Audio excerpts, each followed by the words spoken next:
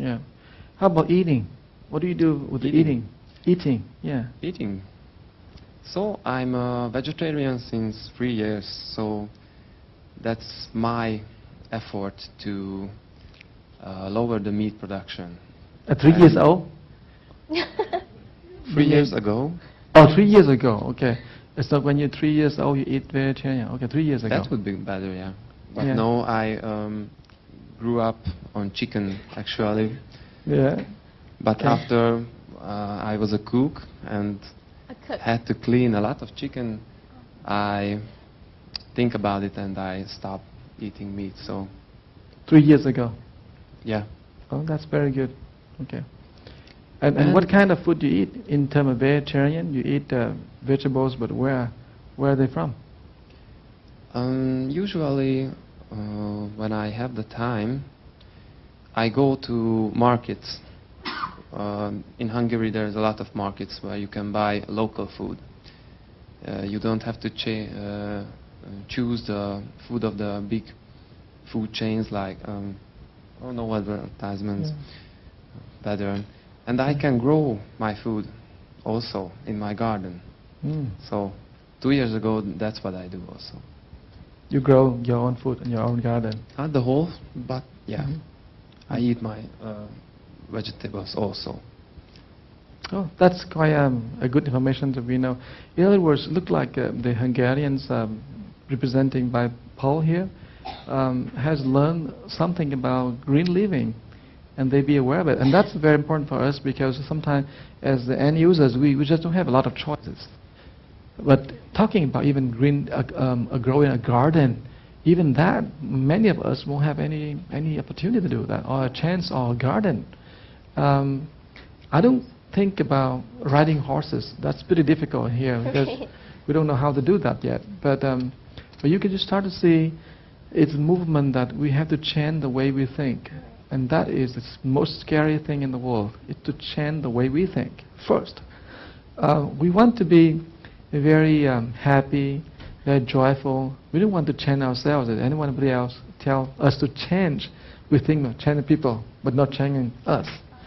And now what happened is the green living is, the actuality is we running out of resource. If we keep eating meat, we keep using all the resources to produce meat, use the resources to create structures that also consume so much energy.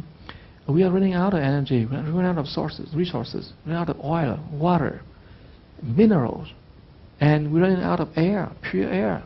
We're polluting the land, the air, everywhere. And so we have to think about how we are connected with everything else and how our lives are affected by these products. And so we just hear a little bit from him, from Paul, from a man from far away from Hungary, but we hope that we as together we have to think a way that we can improve our life, can change our thinking and change our lifestyles. Because without changing our lifestyle to a much more interconnected and in harmony with nature, we'll be in trouble. And we have to somehow feed back, give the pressure back to the producer, the manufacturer, the people who make policy and people who create products to know that they also have to change and do research to produce renewable products. And that's pretty much what we should think about in the next few years and actually get into doing it. Especially if you are young, you are in the 20s, that is a challenge for your time. How you can improve the products and how you can really make the community become more aware of the earth as a planet, as a home. Not just be very sectarian and thinking that, well, we live ourselves as a little tiny place, it doesn't matter what we live. No, we are connected with everything else. That's my thought. So, in a nutshell, basically it comes down to us realizing where we are and what effects we have on the world.